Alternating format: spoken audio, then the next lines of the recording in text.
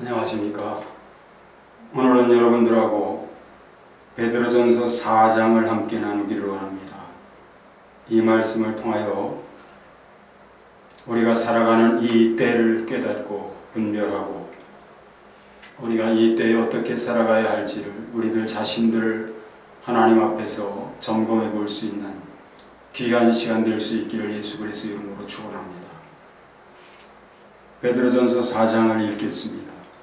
그리스도께서 이미 육체의 고난을 받으셨으니 너희도 같은 마음으로 갑옷을 삼으라. 이는 육체의 고난을 받은 자가 죄를 그쳤으니 그 후로는 다시 사람의 정욕을 따르지 않고 하나님의 뜻을 따라 육체에 남은 때를 살게 하려 함이라. 너희가 음란과 정욕과 술 취함과 방탕과 향락과 무법한 우상 숭배를 하여 이방인의 뜻을 따라 행한 것이 지난 때로 족하도다.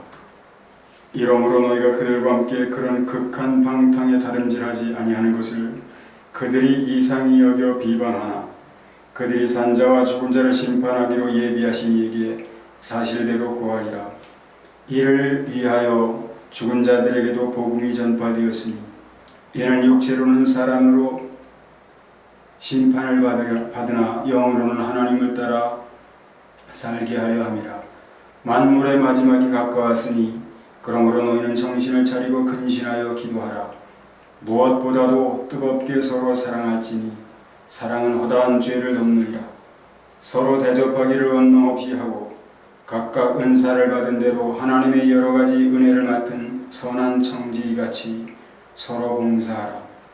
만일 누가 말하면 하나님의 말씀을 하는 것 같이 하고 누가 봉사하려면 하나님이 공급하시는 힘으로 하는 것 같이 하라. 이는 범사에 예수 그리스도로 말미암아 하나님이 영광을 받으시게 하려 함이니 그에게 영광과 권능이 세세 무궁하도록 있느니라. 아멘. 사랑하는 자들아, 너희를 연단하려고 오는 불시험을 이상한 일 당하는 것 같이 이상히 여기지 말고 오히려 너희가 그리스도의 고난에 참여하는 것으로 즐거워하라. 이는 그의 영광을 나타내실 때에 너희로 즐거워하고 기뻐하게 하려 함이라. 너희가 그리스도의 이름으로 치욕을 당하면 복 있는 자로다. 영광의 영 곧 하나님의 영이 너희 위에 계시니라. 너희 중에 누구든지 살인이나 도둑질이나 악행이나 남의 일을 간섭하는 자로 고난을 받지 말리니와 만일 그리스도인으로 고난을 받으면 부끄러워하지 말고 도리어 그 이름으로 하나님께 영광을 돌리라.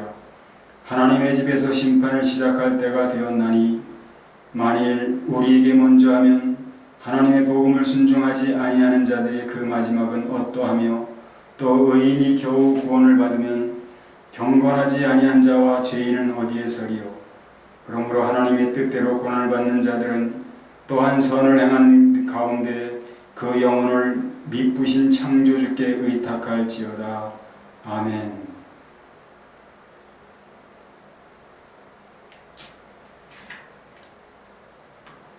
자, 이 말씀 가운데 마지막을 당한 우리가 하나님 앞에 어떠한 마음가짐과 또한 자세로 삶의 본으로서 살아가야 하는지를 말씀하고 있지요. 여긴 개인적으로나 또는 교회적으로 또 교회 안에서나 세상 가운데서 어떻게 해내야 할지를 말씀하고 있는데요.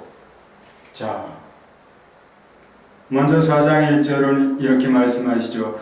그리스도께서 이미 육체의 고난을 받으셨으니 너희도 같은 마음으로 갑옷을 삼으라. 이는 육체의 고난을 받은 자가 죄를 그쳤음이니 그 후로는 다시 사람의 정욕을 따르지 않고 하나님의 뜻을 따라 육체에 남은 때를 살게 하려 함이라 라고 말씀합니다. 이 말씀은 바울 사도가 로마서 6장에서 하고 있는 말씀하고도 같은 말씀이죠. 바울 사도는 6장 3절부터 4절에서 1절부터 6장 1절부터 이와 비슷한 말씀을 하고 있는데요. 거의 비슷한 말씀을 하죠. 그런즉 우리가 무슨 말을 하리요? 은혜를 더하게 하려고 죄에 거하겠느냐? 그럴 수 없느니라. 죄에 대하여 죽은 우리가 어찌 그 가운데 더 살려?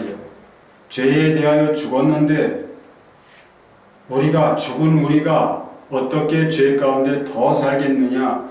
무릇 그리스도 예수 합하여 세례를 받은 우리는 그의 죽으심과 합하여 세례를 받은 줄을 알지 못하느냐? 그러므로 우리가 그의 죽으심과 합하여 세례를 받음으로 그와 함께 장사되었나니 이미 예수 그리스도와 합하여 우리는 죽어서 장사 지낸 바 된 그런 존재들이다. 죽었다. 죄에 대하여 죽었다.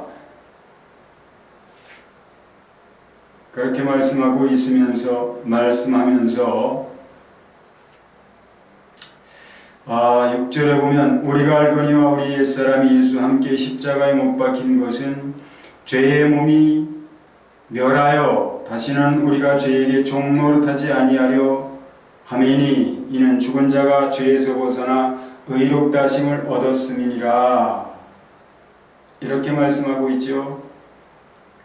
죽은 자가 이미 죽었기 때문에 죄의 몸이 멸해졌고, 그래서 우리는 그 죄에서 벗어났다. 종노릇하지 않게 하시려고 종노릇하고 있는 육체라고 하는 감옥에 갇혀서 그 죄와 완전히 한 덩어리가 되어 있는 그 육체 안에 갇혀서 원하는 것을 하지 못하고 원치 않는 것을 죄가 주장하는 대로 할 수밖에 없는 그런 상태, 그것이 인간의 실존이었다고, 죄인된 인간의 실존이라고 그렇게 말씀을 7장에서 하고 있죠. 그러나 그 존재가 죽었다. 멸망받아야 할 그 존재가 죽었다. 그 존재를 죽게 하시고, 그러나 멸하지 않으시려고, 우리 인간을 멸하지 않으시려고 그리스도께서 살아나셨다. 그리스도와 함께, 예수 그리스도와 함께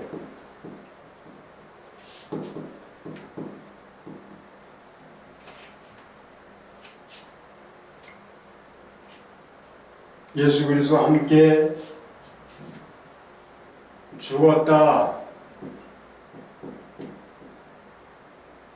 그리고 예수 그리스도와 함께 살아났다. 그러므로 우리는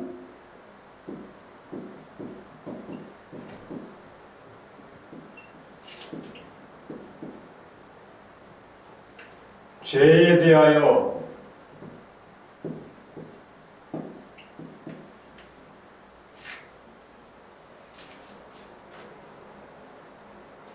아무 관계도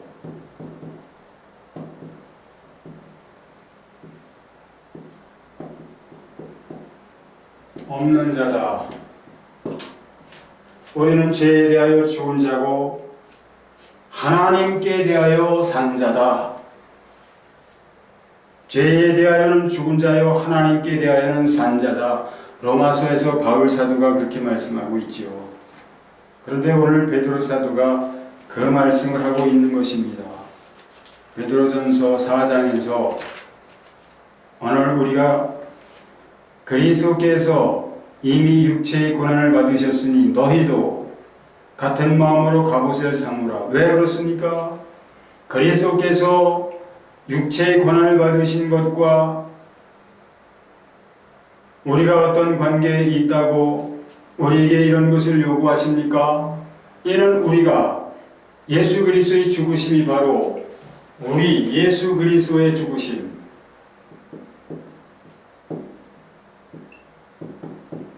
죽으심은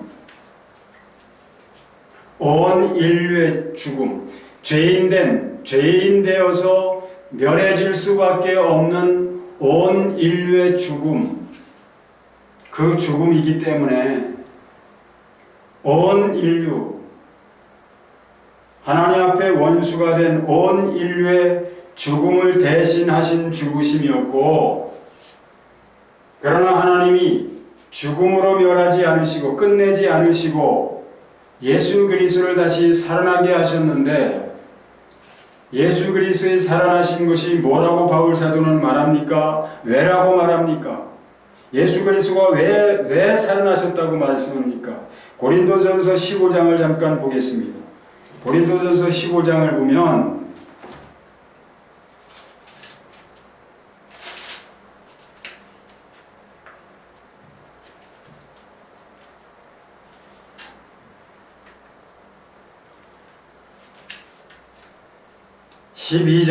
15장 12절부터 좀 읽겠습니다. 그리스도께서 죽은 자 가운데서 다시 살아나셨다 전파되었거늘 너희 중에 어떤 사람들은 어찌하여 죽은 자 가운데서 부활이 없다 하느냐. 어떤 고린도 교회에 있는 자들 가운데 부활이 없다고 주장하는 자들이 있었던 것 같지요. 그러므로 바울 사도가 이렇게 말씀하고 있는 겁니다. 왜 부활이 없다고 하느냐. 그리스도께서 살아나셨는데 왜 부활이 없다고 하느냐. 만일 죽은 자의 부활이 없다면, 죽은 자가 부활하는 것이 없다면, 죽은 자가 부활되지 못할 것 같으면, 그냥 죽음으로 끝나는 것 같으면, 그리스도도 다시 살아나는 것이 없었을 것이다. 그리스도의 살아나신 것은 무엇을 가리키는 것이냐? 죽은 자들이 다시 살아나는 것이 있기 때문에 본보기로 보여주신 것이다. 이런 말씀을 계속 되풀이하고 있는데요. 봅시다.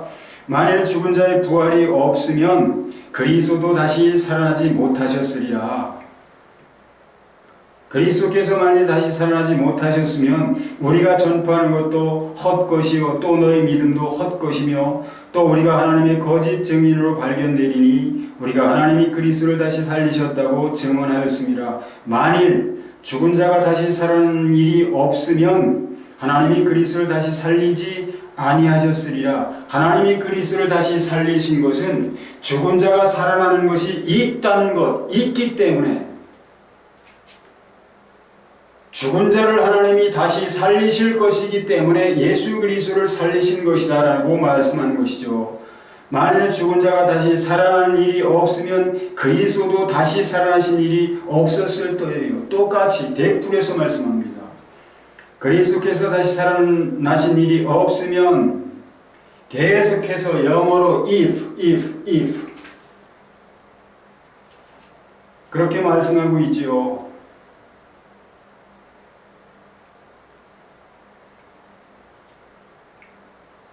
12절부터 계속해서 if 가정법으로 그렇게 말씀하고 있어요. 어디까지? 19절까지. But if it is preached that Christ has been raised from the dead, how can some of you say that there is no resurrection of the dead? If there is no resurrection of the dead, then not even Christ has been raised. 계속해서, and if Christ has not been raised, our preaching is useless, and so is your faith. More than that, we are then found to be false witness about God. For we have testified about God that He raised Christ from the dead, but He did not raise Him if in fact the dead are not raised. For if the dead are not raised, then Christ has not been raised either. 계속해서 가정법을 통해서 뭘 말씀하고 있습니까? 죽은 자가 살아나는 것이 없다면, 죽은 자가 살아나는 것이 없다면 그리스도께서도 다시 살아나지 않으셨을 것이며 하나님도 그리스도를 다시 살리시지 않으셨을 것이다. 이런 말씀을 하는 것이죠. 반대로 말하면 하나님이 그리스도를 다시 살아나게 하신 것은 죽은 자가 다시 살아나는 것이 있고 죽은 자를 하나님이 다시 살리실 것이기 때문에 본보기로 살리신 것이다. 뿐만 아니라 죽고 살아나신 죽으신 예수 그리스도를 하나님이 살리셨는데 죽으신 예수 그리스도 안에서 온 인류가 죽은 것이며 살아나신 예수 그리스도 안에서 또한 하나님이 살리신 것이다. 다만 하나님이 그렇게 하셨음에도 불구하고 믿지 않기 때문에, 사람이 믿지 않기 때문에 그것에 적용을 받지 못하는 것이다 라고 말씀하는 것이죠. 그렇듯이 오늘 베드로 사도가 말씀하는 것은 그리스도께서 이미 육체의 고난을 받으셨으니 너희도 같은 마음으로 갑옷을 삼으라. 너희도 같은 마음의 무장을 하라. 이런 뜻이죠. 왜요? 그리스도의 고난 받으심은 무엇을 위함이며 무엇을 위함이냐? 그것은 바로 너희 온 인류를 위한 것이고 너희를 위한 것이다. 그렇기 때문에 그리스도께서 너희를 위하여 고난의 죽음을 당하셨다. 고난을 받으셨다.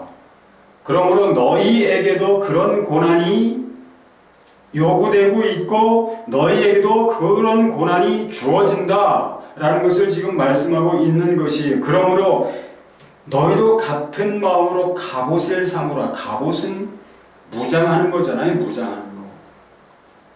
갑옷을 삼으라. 무장하라. 이는 육체의 고난을 받은 자가 죄를 그쳤음이니, 이는 육체의 고난을 받은 자, 예수 그리스도를 시험하는 것이 끝나버렸어요. 예수 그리스도께서 그 몸이 죽으셨기 때문에 예수 그리스도를 시험하는 것이 끝나버렸다고요. 그것은 무엇을 말하느냐? 우리를 시험하는 그것들도 끝나버렸다는 거예요. 우리에겐 그런 것이 아직도 있을지라도 우리가 그런 것들한테 우리 자신을 내어주어서는 안 된다는 것이죠. 그렇기 때문에 우리에게도 그것을 극복하게 하시려고 우리에게도 고난이 주어진단 말이죠. 이는 육체의 고난을 받은 자가 죄를 그쳤음이니 그 후로는 다시 사람의 정욕을 따르지 않고 하나님의 뜻을 따라 육체의 남은 때를 살게 하려 함이라. 죄에 대하여는 죽은 자요. 이제 우리가 살아났는데 죄에 대하여는 죽은 자고, 살아나는 우리는 무엇에 대하여 살아난 자들이냐? 하나님을 대하여, 하나님께 대하여 살아난 자. 그러므로 죄에 대하여 우리가 반응할 것이 아니라 죄에 대하여 우리는 반응을 해서는 안 되며 오직 하나님께 대하여만 반응하도록 그렇게 살리심을 입은 우리는 새로운 피조물이라. 바울 사도가 로마서 6장 4절에서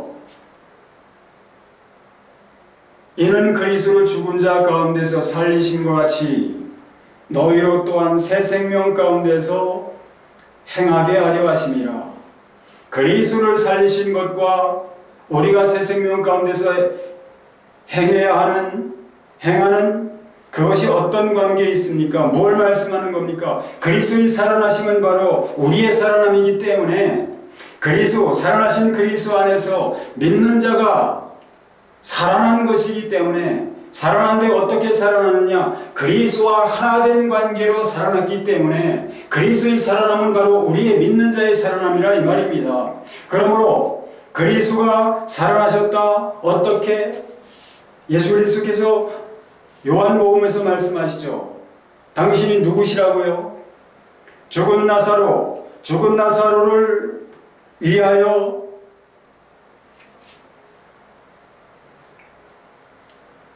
살리시려고 갔을 때 그 누이들이 울었잖아요.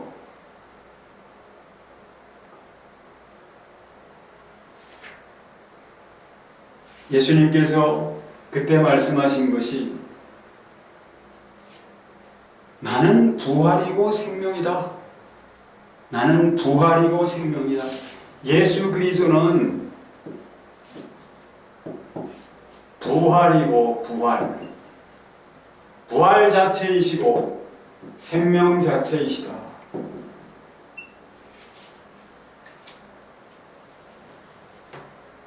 부활이시고 생명 자체이시다. 예수 그리스도께서 부활이시기 때문에 살아나셨잖아요. 그리고 생명이시잖아요. 살아나신 부활의 이 생명, 예수 그리스도께서 살아나셨기 때문에 우리가 그 안에서 하나된 존재로 그렇게 살리심을 입었기 때문에 부활이시며 생명이신 예수 그리스도 안에서 우리는 생명으로 행할 수 있는 자, 새 생명 가운데서 행해야 할 그런 존재가 되었다는 거예요. 새 생명 가운데서 행하게 하시려고 이제는 죄를 따라 죄 가운데서 행하는 자가 아니라 그 육신은 어떤 존재라고 했나요? 육신은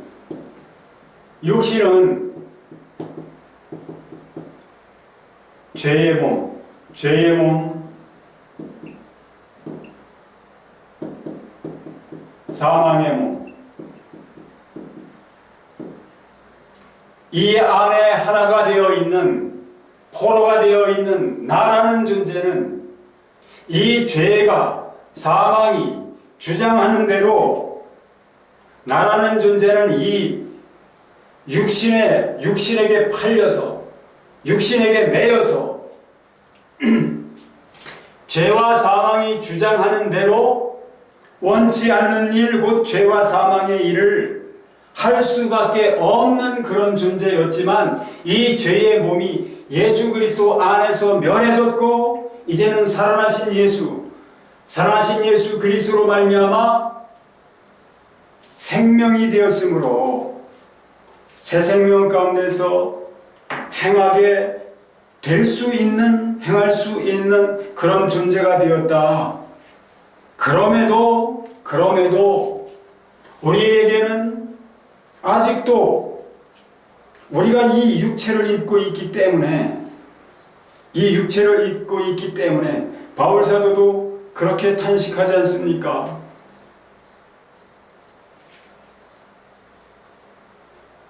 우리가 원하는 것은 이 육체를 벗으려고 하는 것이 아니다.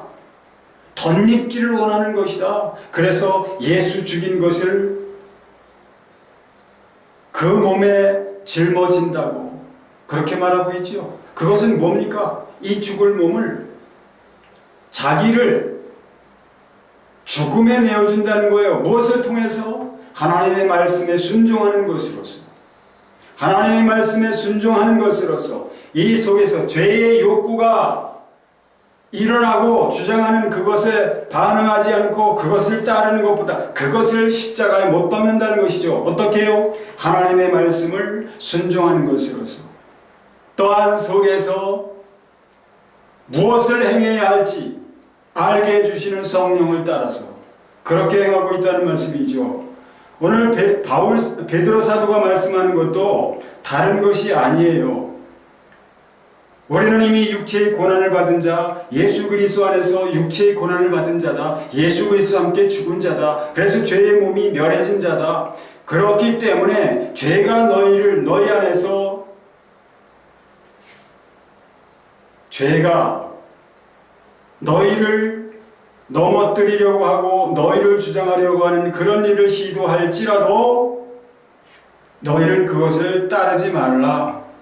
2절에 보면 그 후로는 다시 사람의 정욕을 따르지 않고 하나님의 뜻을 따라 육체에 남은 때를 살게 하려 함이라. 죄의 정욕이 없다면, 죄의 정욕이 예수 그리스도를 믿는 자에게 없다면 이런 말씀은 사실상 필요가 없는 것이죠. 있기 때문에 죄의 정욕이 역사를 하기 때문에 이런 말씀을 하는 것이죠. 정욕을 따르지 말고, 죄의 정욕을 따르지 말고 하나님의 뜻을 따라 사는 삶으로서 육체의 남은 때를 살게 하려 함이라. 그러면서 말씀합니다. 너희가 음란과 정욕과 술 취함과 방탕과 향락과 무법한 우상 숭배를 하여 이방인의 뜻을 따라 행한 것이 지나간 때로 족하도다. 지나간 때, 예수 믿기 전에 살았던 그 삶으로 이제 족하다. 그래서 예수 그리스도를 믿음으로 이제는 그렇게 살지 않는데, 이러므로 4절 보면 이러므로 너희가 그들과 함께 그런 극한 방탕에 다름질하지 아니하는 것을 그들이 이상히 여겨 비방한다. 비방한다. 자, 전에는 예수 그리스도를 믿기 전에는 믿지 않는 사람들과 어울려서, 왜? 전에는 같이 믿지 않았으니까. 같이 믿지 않았으니까 그들이 행하는 것 똑같이 하고 그랬지요. 그런데 예수 믿고 나서 이제는 죄의 몸이 멸해진 존재요. 이 멸해질 존재를 위하여 예수 그리스도가 대신 죽으셨고 나를 살리시기 위하여 살아나셨다는 것 알고 나서 이제는 새 사람이 되어서는 다시 이전의 삶을 살지 않고 이전에 어울리던 사람들과 어울리지 않으니까 그들이 비방한단 말이죠. 이상히 여기면서 비방한단 말이죠. 자, 이것은 무엇을 가리킵니까? 믿는 사람들, 예수 그리스도를 믿는 사람들, 예수 그리스도를 믿는 자 누굽니까? 교회죠, 교회. 교회는 세상으로부터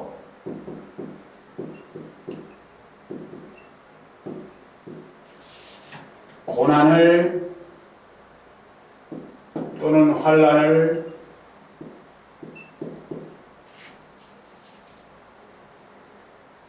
받는다. 이게 지극히 당연한 것이다. 세상으로부터. 세상은 무엇입니까? 예수 그리스도를 믿는 이 교회는 하나님 나라의 백성들.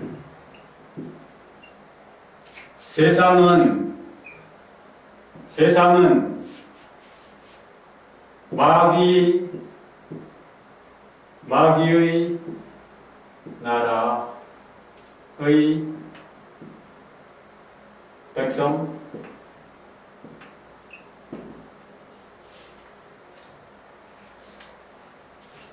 세상 나라. 하나님 나라와 세상 나라. 세상 나라가 충돌을 하는 것이 지극히 당연한 것이에요. 충돌은 있어야만 합니다. 없으면 그게 이상한 거예요. 왜냐하면 만약에 충돌이 없다면 마귀의 나라가 하나님 나라가 되었거나 마귀 나라의 백성들이 하나님 나라의 백성들이 되었거나 하나님 나라의 백성들이 마귀의 나라의 백성이 되었거나 이 둘 중에 하나예요. 지금 없다면 그렇기 때문에 없는 것이 이상한 것이죠. 나라가 다른데 서로 원수 아닙니까? 원수.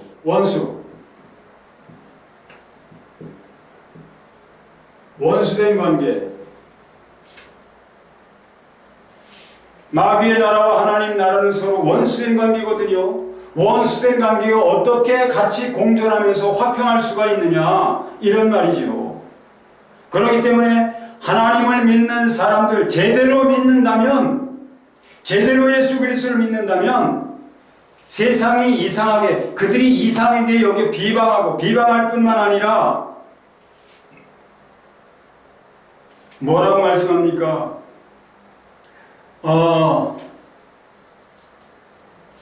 12절 봅니다. 사랑하는 자들아, 너희를 연단하려고 오는 불시험을 이상한 일 당하는 것 같이 이상히 여기지 말라. 불시험이 온다. 무엇 때문에 불시험이 올까요? 이 세상에 이 마귀의 나라, 이 마귀로부터 주어지는 그런 시험, 또는 하나님께서 이것들을 이기게 하시기 위하여 무장시켜 주시기 위한 단련, 이런 것 때문에 불시험이 온다 이 말이죠. 13절에도 오히려 너희가 그리스도의 고난에 참여하는 것으로 즐거워하라. 그리스도의 고난. 그러니까 이것은, 지금 불시험이라는 것은 마귀의 공격 때문에 세상에 있는 교회, 하나님의 백성들이 공격을 당하는 것, 그걸 가리키는 것이죠. 또 14절 봅니다. 너희가 그리스도의 이름으로 치욕을 당하면 그리스도의 이름 때문에 치욕을 당한다 말입니다. 누가 치욕을 안겨줄까요? 하나님이 그러실까요? 하나님이 그러시는 게 아니죠. 마귀가 그런 것이죠. 마귀의 종들인 세상과 이 세상 사람들과 국가 권력을 통해서 때로는 허무맹랑한 그런 누명을 뒤집어 씌우고 억울하게 많은 사람들한테 그렇게 많은 사람들 앞에서 사실이 아닌 그런 누명을 뒤집어 씌워서 모욕을 당하게 하고 조롱을 당하게 하고, 그래서 예수님께서 그런 말씀을 하시는 것 아닙니까? 나를 인하여 너희를 욕하고 핍박하고 거짓으로 너희를 거스려 모든 악한 말을 할 때에는 기뻐하고 즐거워하라. 하늘에서 너희의 상이 큽니다. 너희 전에 있던 선지자들도 이같이 핍박을 당하였느니라. 그렇게 말씀하고 있죠. 그런데 너희 중에 누구든지 살인이나 도둑질이나 악행이나 남의 일을 간섭하는 자로 고난을 받지 말려니와, 이런 것으로 고난받지 말고 만일 그리스도인으로 고난을 받으면 부끄러워하지 말고 도리어 그 이름으로 하나님께 영광을 돌리라. 자, 16절과 12절, 13절.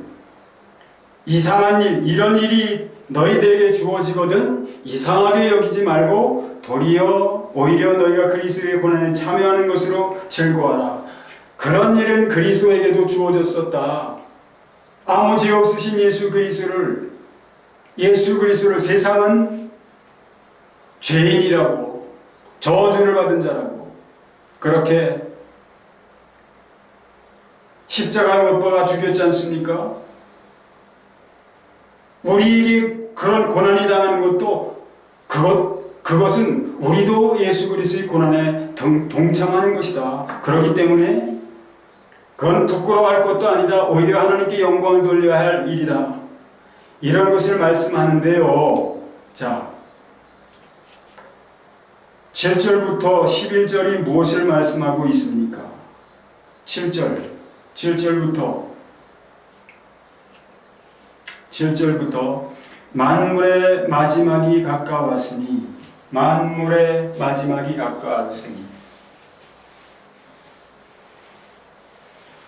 베드로 사도는 베드로 후서 3장에서도 말씀하고 있죠. 하늘이 큰 소리로 떠나가고 체질이 뜨거운 불에 풀어지고, 지금 우리가 접하며 살아가고 있는 이 현실 세계, 눈으로 보이고 감각되어지는 그런 세계는 없어질 것이다. 요한사도가 요한계시록에서 처음 하늘, 처음 땅, 바다라고 하는 것, 요한사도도 요한계시록에서 여러 차례 그런 말씀을 하잖아요. 요한계시록 6장에서도 보면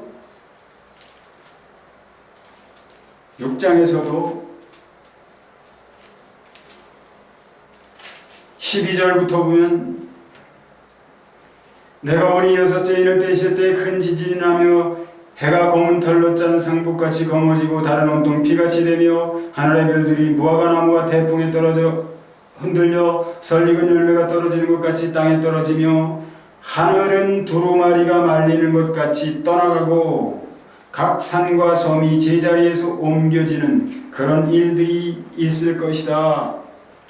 이건 장차되어질 일 아닙니까? 4장부터 22장까지가 장차되어질 일인데, 그러나 장차되어질 일은 본격적으로 6장부터 20장까지의 요한계시록 6장부터 20장까지에서 본격적으로 말씀하고 있죠. 그렇게 되어질 것이라 말입니다. 히브리서 기자도 그렇게 말하고 있고,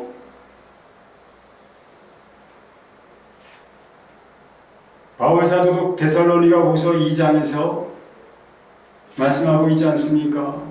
그때 불법한 자가 나타나리니 주 예수께서 그 입의 기운으로 저를 죽이시고 강림하여 나타내심으로 패하시리라. 뭘 패한단 말입니까? 보이는 모든 것을 패하신단 말이죠. 그리고 새하늘 새 땅이 시작되는 것이죠. 새하늘 새 땅. 새하늘 새 땅은 이미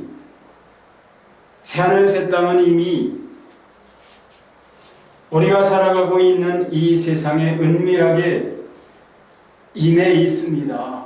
하나님 나라라는 이름으로 예수님께서 공생의 사역을 시작하시면서 하나님 나라가 왔다라고 말씀하시지 않습니까? 하나님 나라가 어떤 것인지를 그 행하시는 일들로서 보여주셨지 않았습니까?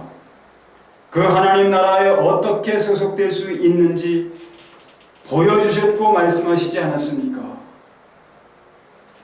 그러므로 이 세상 나라, 오늘 베드로 사도도 말씀하는 거예요.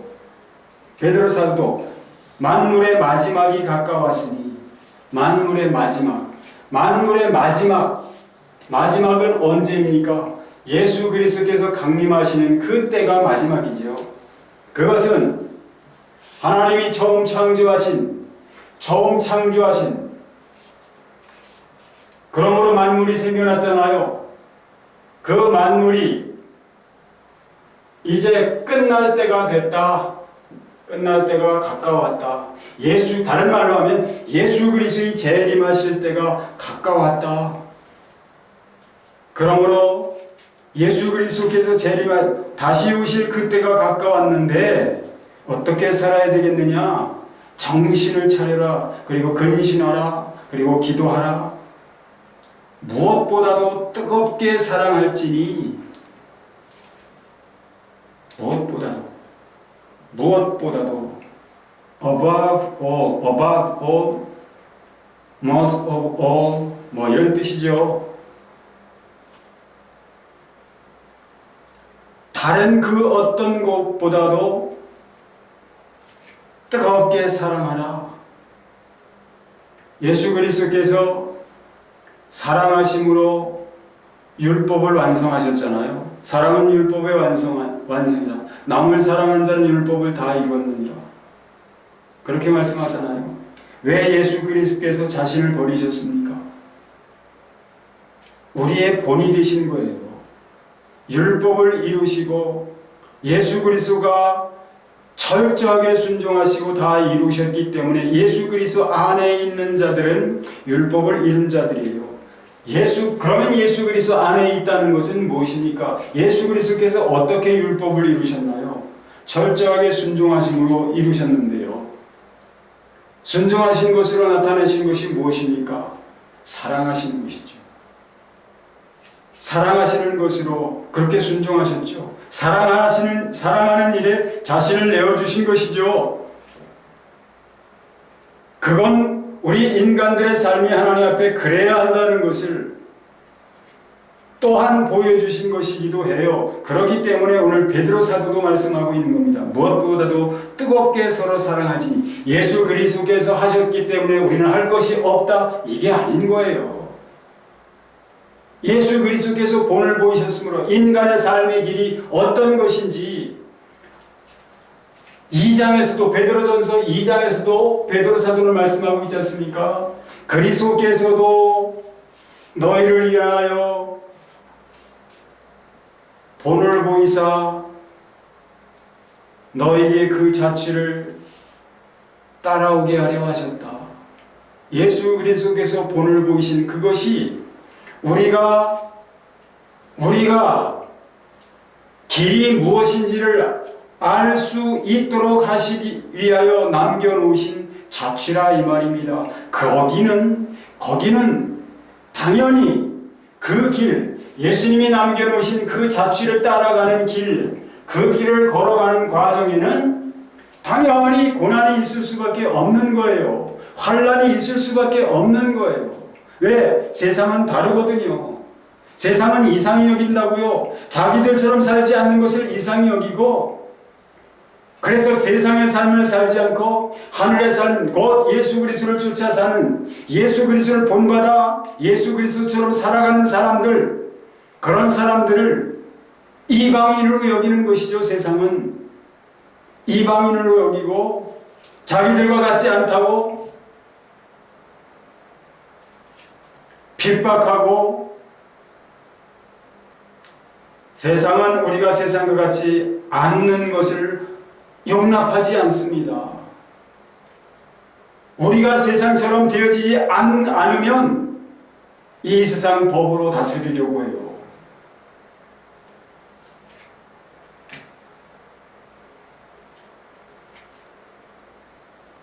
지금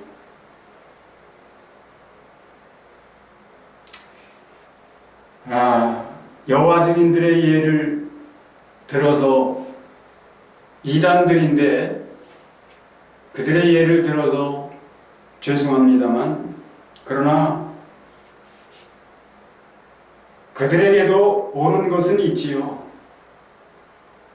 그들은 하나님의 말씀 성경을 변개하고 이 땅에 영원한 하나님 나라가 세워진다고 그렇게 주장하지만, 그런 것들은 잘못됐지만, 수요를 거부하고 그런 것들은 잘못됐지만, 그러나 그들이 지금 이 세상으로부터 고난을 당하는 한 가지 대표적인 것이 무엇이냐면 병역 거부하는 거예요. 병역 거부.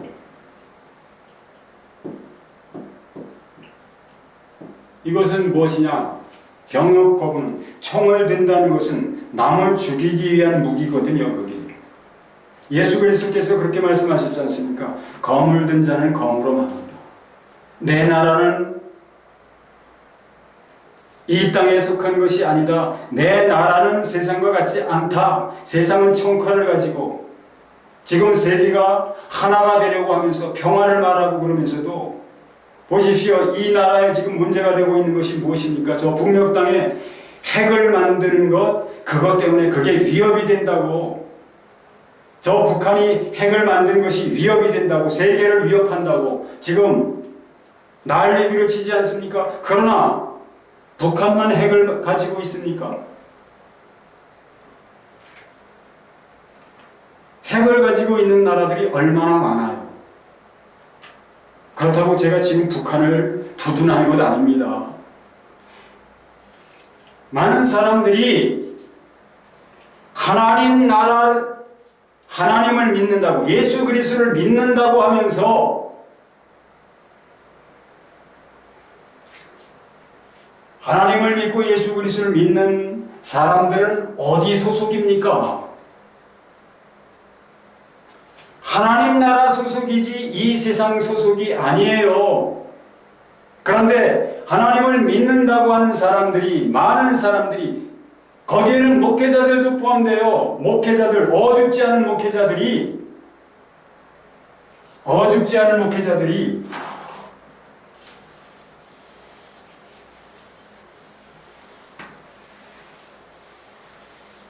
국가의 권세에 편승하여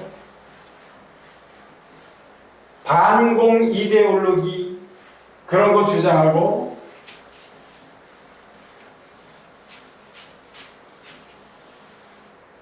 오해하지 마십시오. 저도 공산주의는 미워합니다. 그런데 지금 우리가 민주주의를 살아가고 있기 때문에 공산주의를 적대시하는 것 아닙니까? 그런데 공산주의에서는 민주주의, 자본주의를 적대시해요. 그러나 사도행전을 보십시오. 그들이 어떻게, 초대교회 사람들이 어떻게 살았습니까? 그런 것은 다 어디서 난 것입니까? 자기 것을 자기 것이라 주장하지 않고 다른 사람들에게 내어줬지요. 그건 누가 시켜서 강제로 했습니까? 아니면 자발적으로 했습니다. 거기에, 자 보십시오. 자발적으로 했기 때문에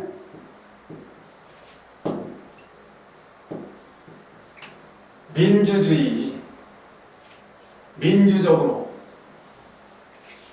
자기가 주인이 되어서 그렇게 했기 때문에, 자발적으로 한 것이기 때문에 거기에 민주주의가 보여요. 근데 그들이 자기 것을 하지 않고 그 공동체 같이 더불어 나눠 썼거든요. 그건 뭡니까?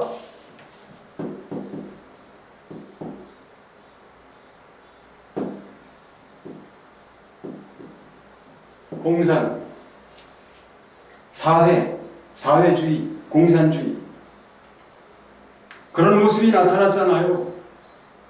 가나안 땅에서 하나님께서 이스라엘에게 나눠주신, 그 줄기어 나눠주신 그 땅은 무엇이고, 그들이 그 땅에서 어떻게 살도록 하나님이 율법을 주셨는데, 그 율법을 따라서 살아간다면 그 백성들이 하나님의 그 말씀을 철저하게 순종하여 살아갔다면 그들의 삶에서는 이것과 이것이 동시에 나타나지는 것이 당연한 것입니다. 초대교회 때처럼.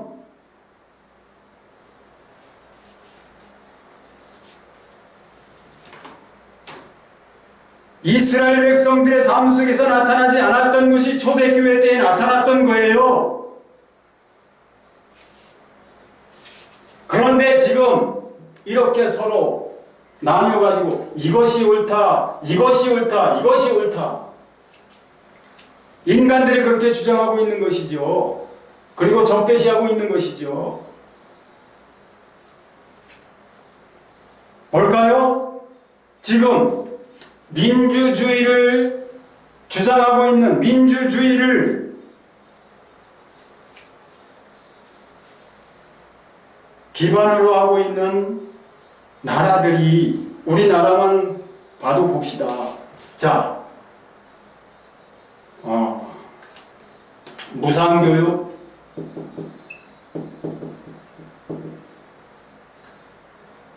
의료보험제도, 이런 것들, 사회보장제도, 이런 것들이, 자, 어디서 시작된 겁니까? 여기서 시작됐어요. 먼저. 자, 그러면 왜 이런 것들을 도입했을까요? 민주주의가, 자본주의가 완전하지 못하다는 것을 스스로 보여주는 거에 고백하는 겁니다. 그렇기 때문에 이런 것들을 도입하는 거죠.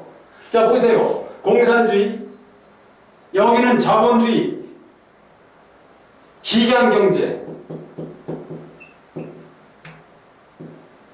이걸 도입하지 않습니까? 지금 북한에도 시장이 생겨나고 있다고 하잖아요. 왜 그렇습니까? 국가가 배급을 주는 것으로 그렇게 무상교육, 무료 의료, 이런 것, 주택, 의식주를 국가가 책임져 줬는데, 그러다 보니까 망했다는 것이죠. 망했지 않습니까? 그러니까 시장경제를 도입하는 거예요, 지금.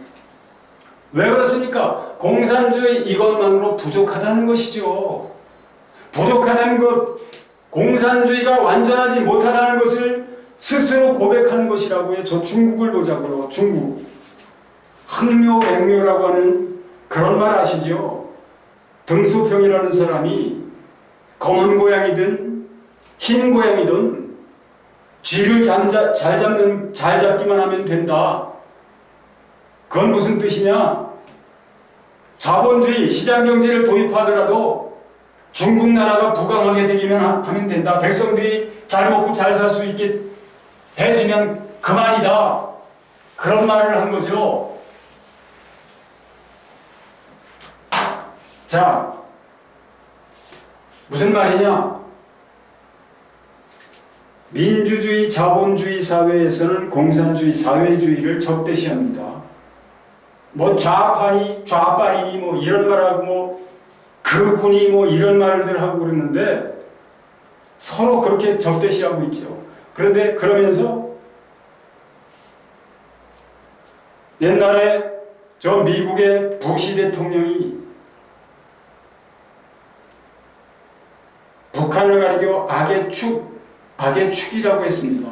그것은 북한을 가리켜 악의 축이라고 하는 것은 자기들은 선이라 라는 것을 전제하는 것이죠. 예수 그리스도가 다시 오실 건데요. 그때는 어떻게 된다고 말씀합니까? 다니엘서 2장과 7장에서 2장에서는 신상을 보여주시면서 그 신상은 나라들이다, 열국이다. 근데 그 나라가 어떻게 된다? 그 신상이 어떻게 됐다고요? 사람의 손으로 하지 않은 날아온 돌에 의해서 부서졌다. 침을 당해서 부서졌다. 그건 세계가 멸망한다는 거거든요. 그리고 이 열왕의 때에 하늘의 하나님이 한 나라를 세우신다. 영원히 이 신상으로 대표되는 모든 나라들은 멸하지만, 세상 나라는 멸하지만 하나님이 세우시는 그 나라는 영원히 멸망하지 않는 그런 나라. 그 국권이 다른 백성들에게 돌아가지도 않는 그런 나라다. 7장에서도, 다니엘서 7장에서도 짐승을 보여주시면서 2장과 똑같은 것을 거듭해서 반복해서 말씀하시는 건데요. 그 짐승들이 불구덩이로 던져지고 13절 14절에는 뭐라고 말합니까? 내가 또 밤에 이상 중에 보았는데 인자 같은 이가 하늘 구름을 타고 와서 옛적부터 항상 계신 자에게 나와 그 앞에 인도되네. 그에게 권세와 영광과 나라를 주고 백성들과 각 방언하는 자로 그를 섬기게 하였으니, 그가 누굽니까? 인자 같으니 왕이신 예수 그리스도 가리킨 것이죠. 그의 나라는 패하지 않을 것이다. 그의 권세도 옮기지 않을 것이다. 짐승으로 대표되고 있는 세상 나라들은 다 멸망을 당하게 될 것이다. 오직 하나님 나라만 남게 될 것이다. 이렇게 말씀하고 있는 겁니다. 왜 이런 말씀을 드리냐면, 목회자라고 하는, 어줍지 않은 목회자들이라고 하는 자들이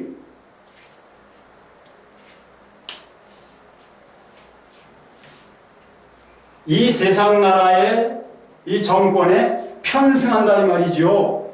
그래가지고는 성도들까지도 이쪽 아니면 이쪽, 그것을 택하도록 그렇게 한단 말이죠. 민주주의, 예수 그리스도가 오시면 민주주의는 남습니까? 아니면 공산주의는 남습니까? 다 세상은 멸해질 것이거든요. 그런데 목사들이라고 하는 자들이, 또 믿는 사람들, 유튜브에 들어가 보면 그런 자들 많아요. 세상은 민주주의 국가든 공산주의, 사회주의 국가든 다 망할 것이거든요. 그러니까 그 어느 쪽이든 편승하는 자들은 좌로나 우로 치우치지 말라는 말씀 왜 하나님이 하십니까? 좌로나 우로 치우치지 말고 정로로 행하라. 정로가 무엇일까요? 어떤 것이 정로입니까? 하나님은 뭘 말씀해 오셨나요? 세상은 망할 것이다. 어떻게 망하냐? 하늘이 큰 소리로 떠나가고 지질이 뜨거운 불에 풀어지고 땅과 그 중에 있는 모든 일이 드러날 것이다. 처음 하늘, 처음 땅, 바다가 없어져 버릴 것이고 새하늘, 새 땅이 될 것이다. 그 영원한 나라만 남게 될 것이다. 그는 영원한 나라다. 망하지 않는 나라다. 그러나 세상은 망할 것이다. 무엇이 정로입니까? 어떤 것이 정로입니까? 예수 그리스도의 말씀과 예수 그리스도의 행에 보여주신 그것을 따르는 것이 정로입니다. 하나님 말씀을 따르는 것이 정로예요. 세상이 아무리 완벽하게 사회보장 제도를 갖추었더라도, 아무리 그렇게 완벽하게 사회보장 제도를 갖추어 놓고 자랑할지라도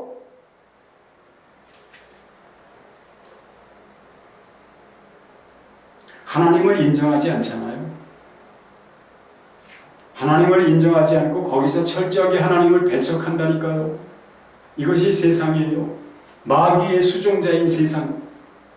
그래서 짐승, 바다에서 올라오는 짐승, 이 짐승이 뭡니까? 이 바다에서 올라오는 짐승, 용의 대리자잖아요. 용의 대리자, 용의 수종자, 하수인. 짐승은 짐승과 왕, 곧 통치자.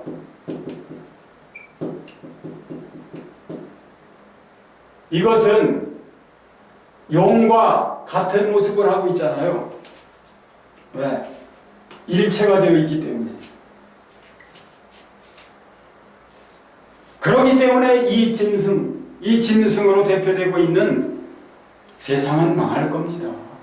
세상은 망할 거예요. 그렇기 때문에 목회자들은 교회가 무엇인지, 교회는 세상에 임한 하나님 나라거든요. 하나님 나라. 하나님 나라에 속하도록 해야 할 사람들이 좌편향적이고 우편향적이고 이 국가에 어느 한쪽에 서도록 그렇게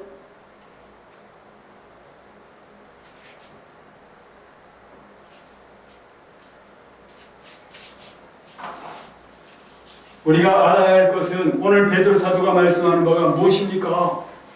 만물의 마지막이 가까웠다. 만물의 마지막.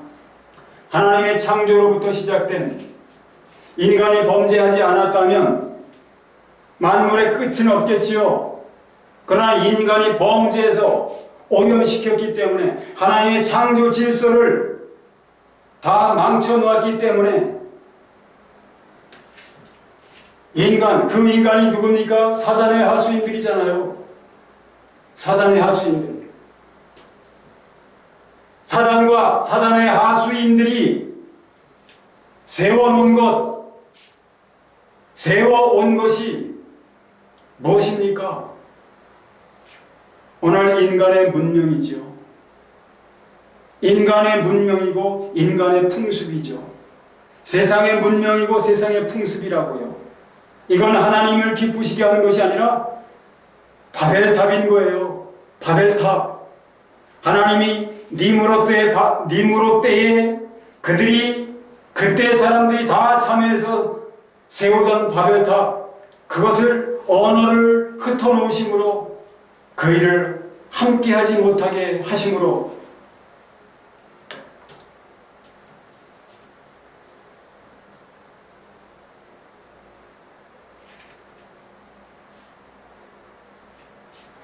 망하게 했던 그 바벨탑,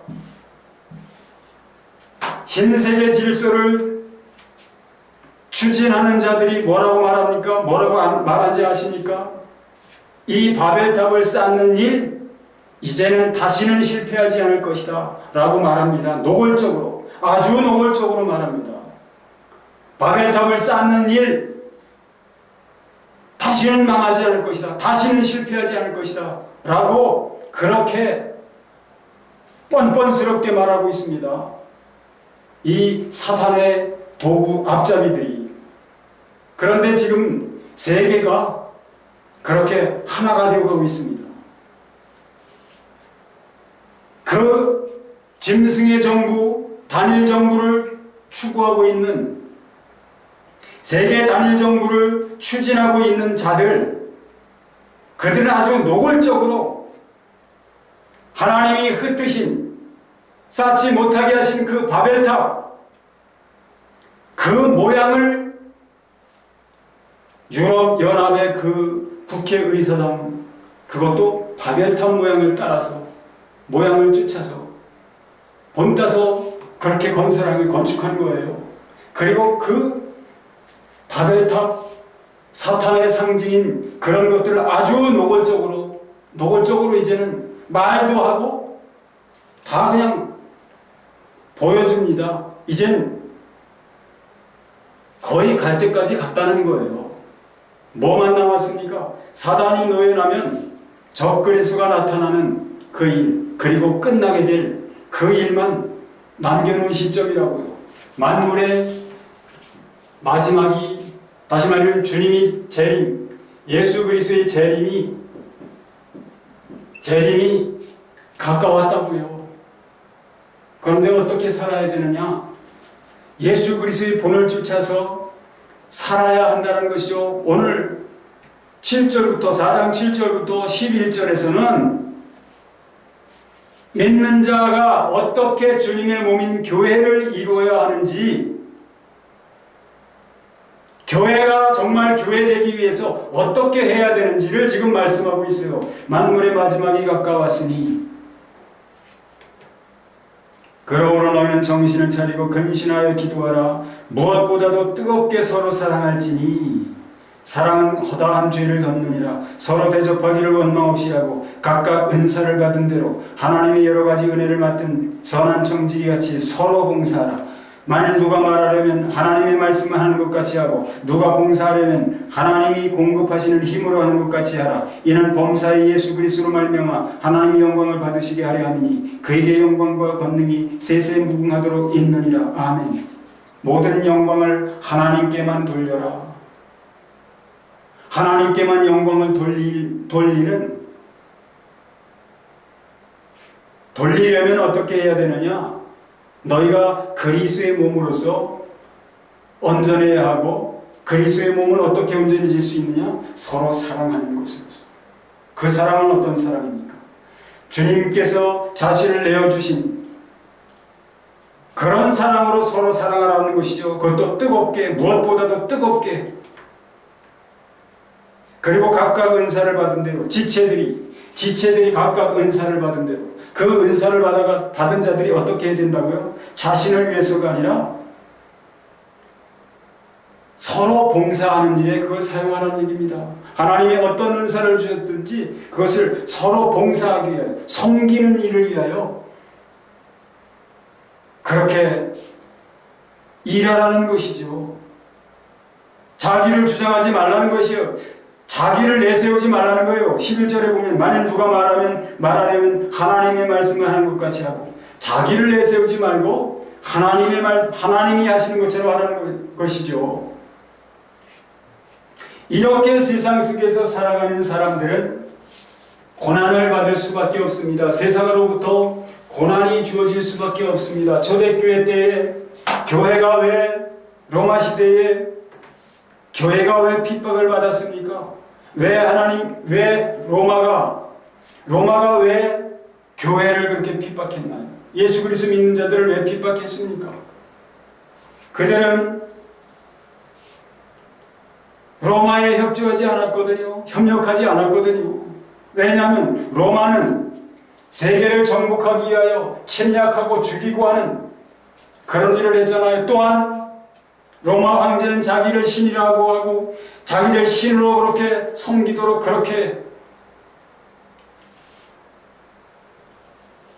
그렇게 하지 않으면 갖은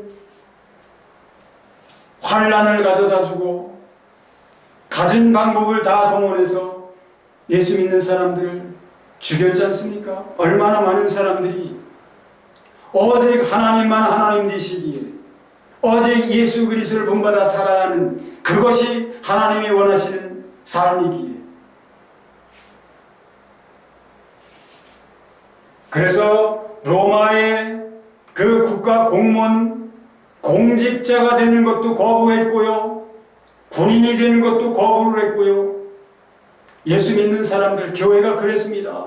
그래서 국가로부터, 로마로부터 환난을 당한 것이죠. 어떤 사람들은 말합니다. 예수 그리스도를 믿는 사람이라면 누구보다도 모범적으로 국가에 충성하는 모습을 보여주어야 되지 않느냐? 그것이 맞기도 하고 틀리기도 해요. 그것이 맞기도 하고 틀리기도 한다고요. 그렇게 말하는 사람들이 주장하는 것은 국가의 모든 법에 복종해야 된다. 그런데 국가의 모든 법은 그 법 중에는 하나님을 대적하는 법이 거의 대부분이거든요. 아까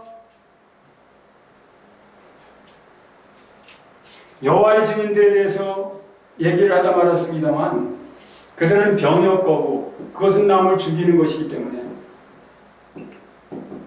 병역거부 때문에 그들은 감옥에 가기도 하고 여러 가지 불이익을 당하기도 합니다. 그거 하나는 그들은 이단이지만 그거 하나는 칭찬해 줄만 해요. 왜? 인간이 인간을 죽이는, 같은 인간을 죽이는 그런 짓은 하지 말아야 되거든요. 검을 든 자는 검으로 망한다. 예수님, 그 말씀을 하신 이는 예수님이거든요.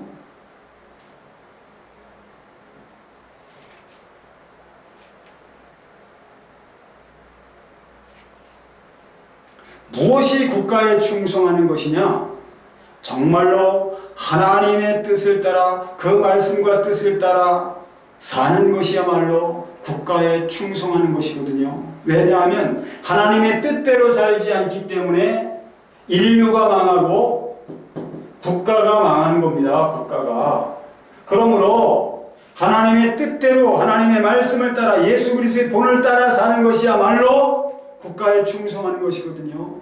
그런데 국가는 예수 그리스도 왕이신 하나님이신 그 권세에 굴복하지 않아요. 오히려 대적합니다.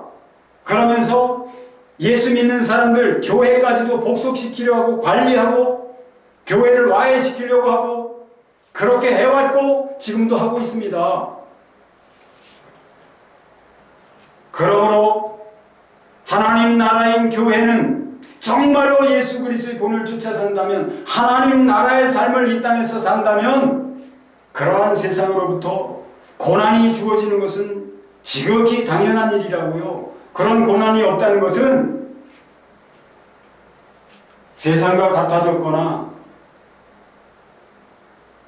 저들이 하나님 나라와 같아졌거나, 그런데 그건 아니잖아요. 그럼 무엇일까요? 교회가 세상과 다를 바 없다는 것이죠. 그렇기 때문에 망하는 겁니다. 그렇게 행하는 사람들은 아무리 예수를 믿는다고 말로는 그렇게 믿는다 할지 몰라도 망하게 될 겁니다. 12절부터는 뭐라고 말씀합니까? 사랑하는 자들아, 너희를 연단하려고 오는 불시험을 이상한 일 당하는 것 같이 이상히 여기지 말라. 우리가 하나님의 말씀을 따라서 이 세상에서 예수 그리스도의 본을 쫓아서 그 교훈을 쫓아서, 그리고 우리 안에 계신 영으로 임하신 주님께서 우리에게 일깨우시고 가르치시는 대로 그렇게 살아간다면 우리에게는 고난이 주어져요. 그러나 그 고난은 어떤 것이라고 합니까? 연단이라는 것이죠. 연단. 어떤 연단? 우리를 완전한 사람으로, 하나님의 형상을 닮은 그런 완전한 자로 우리가 세워지기 위한 그런 연단이라는 것이죠. 그래서 그렇기 때문에 그는 하나님 나라에서 살아가기에 합당한 자로 하나님이 만드시기 위하여 단련시키고 계시는 것, 단련하시려고 주시는 일이라는 것이죠. 그렇기 때문에 이상한 일 당하는 것처럼 그렇게 생각하지 말고 오히려 그리스도의 고난에 참여하는 것으로 여기고 즐거워하라는 겁니다. 왜냐하면 그러한 고난을 받은 사람들이 주님 오실 때에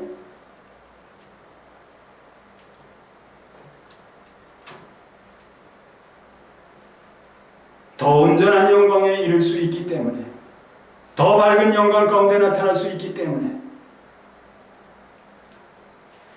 이 세상에서 죄 짓는 일로 인하여 고난받지 말고 그리스도를 따라 그리스도 안에서 그리스도와 함께 그리스도와 하나 되어 살아가는, 그리스도께서 일깨우시고 주장하시고 이끄시는 대로 살아가는 그런 삶 때문에 세상이 자기들과 같지 않다고 조롱하고 비방하고 억울한 누명 씌우고 그렇게 주어지는 그런 고난,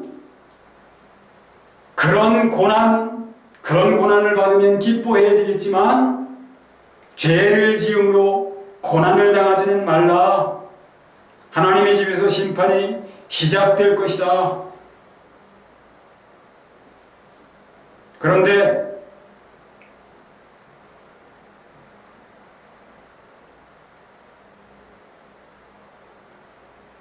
예수 그리스도를 믿어 본을 쫓아 사는 자들에게 먼저 심판을 하시면 믿지 않는 자들, 불순종하는 자들, 죄인들, 경건치 않은 자들, 그들은 어떻게 되겠느냐?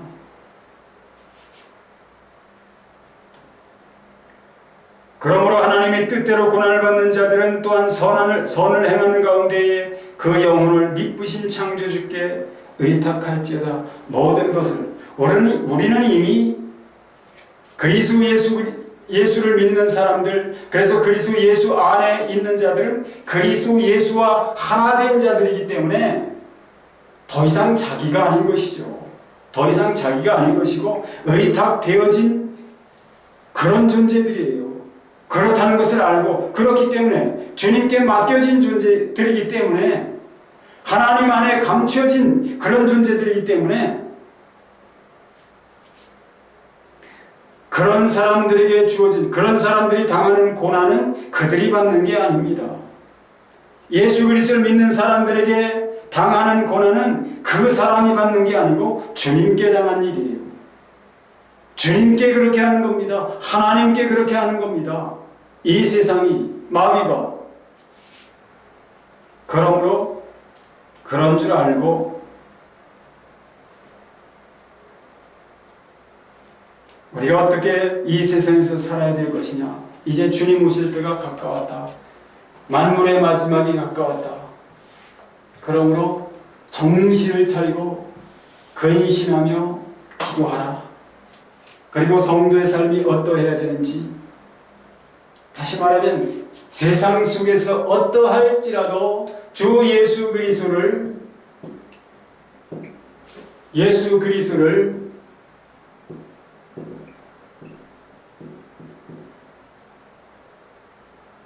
본받고 또 그를 쫓아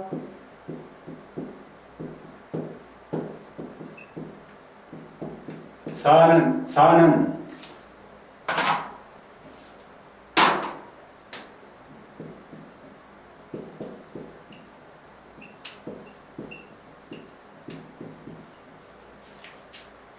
더욱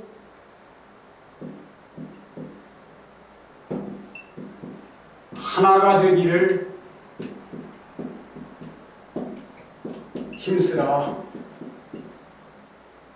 이렇게 살 때에 세상으로부터 고난이 주어지는 것, 환난을 당하게 되는 것, 비방을 당하고 억울한 누명을 쓰고 감옥에 갇히는 일도 있을 겁니다.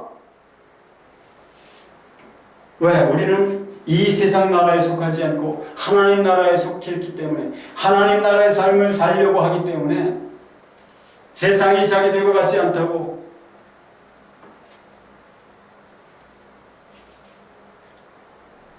이방인이며 이단자라고 그렇게 정죄하여 고난을 가하거든요. 그것이 지극히 정상적인 것이라 이 말입니다. 교회가 예수 그리스도를 본을 쫓아 그대로 산다면 말할 수 없는 환난을 당해왔을 것이고 지금도 당하고 있을 것이고, 그로 인하여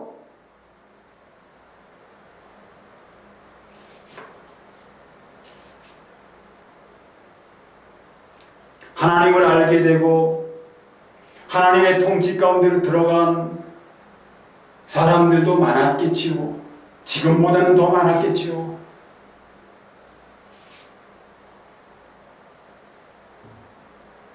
그러므로 지금뿐만 아니라 이후로의 우리의 삶이 어때야 하는가? 지금 이대로 계속해서 그렇게 나가야 하는가? 오늘 말씀을 통하여 우리들의 어떤 모습이 얼마만큼 잘못되어 있는가? 말씀은 우리에게 가르쳐주고 계시지 않습니까? 예수 그리스도가 어떻게 사셨으며 그를 본받는다면 우리가 어떤 삶을 살아야 하고 우리에게는 어떤 일이 주어지는지, 그렇지 않다는 것이 무엇을 의미하는지,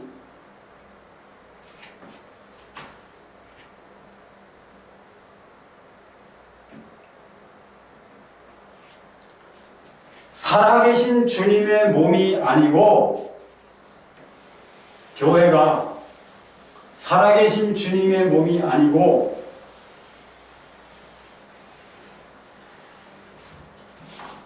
종교로 전락했다. 세상 여러 종교 중에 하나처럼 그렇게 전락했다. 그러나 그 중에서도 하나님은 계속해서 사람들을 부르시고 계시다. 살려내고 계시다. 하나님 나라 안으로 들어가도록 그렇게 부르시고 살아나게 하셔서 그렇게 이끄시고 계시다. 역사하시고 계시다 하는 사실을 우리는 알아야 할 것이며, 그러므로 이러한 세상 가운데서도, 이러한 교회들 가운데서도 정말 하나님의 부르심 올바로 깨닫고 세상과 똑같아지는 것이 아니라 지금의 교회 또는 성도라고 하는 사람들이 보여주고 있는 그러한 모습으로 똑같아져야 할 것이 아니라 예수 그리스도와 똑같아져야 합니다. 예수 그리스도의 제자들, 수많은 믿음의 모범적인 선배들, 이런 분들과 똑같아져야지 지금의 교회 모습, 지금의 성도라고 하는 사람들과 똑같아지면 안 된다고요. 지금의 교회와 똑같아지면 안 됩니다. 그건 세상과 같아지는 거예요.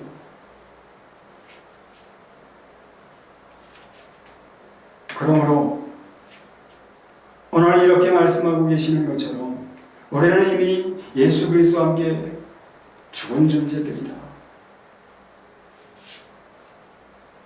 그러므로 죄에 대하여 죽었고 이미 죽은 존재들이 어떤 환난이나 죽음을 두려워할 그런 이유가 어디 있느냐 이겁니다. 그냥 묵묵히 담대하게 주를 쫓아 사는 삶, 주를 본받아 사는 삶, 사랑 안에서의 삶을, 이 땅에서 하늘의 삶을 사는 일에만 열심을 내라. 만물의 마지막이 가까웠어도, 그래서 만물은 망할지라도 그런 자들은 망하지 않는다. 그렇게 살아가는 너희가 그렇게 살아간다면 너희는 만물이 망하는 중에서도 망하지 않고 영원한 나라 새 하늘 새 땅으로 옮겨지게 될 것이다. 이것을 말하는 것이 베드로 사도의 말씀이라고요.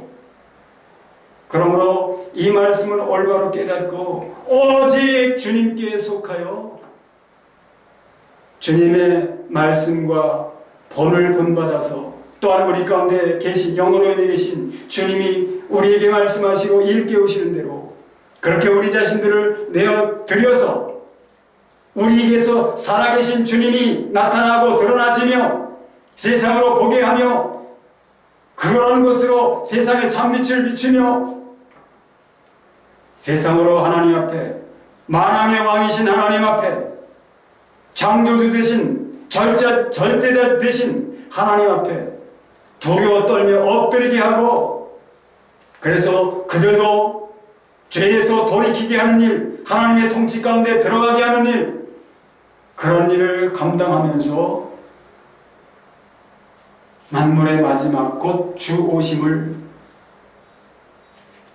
평안하게 담대하게 맞이할 수 있는 우리 모든 사람들이 될 수 있기를 예수 그리스도의 이름으로 축원합니다.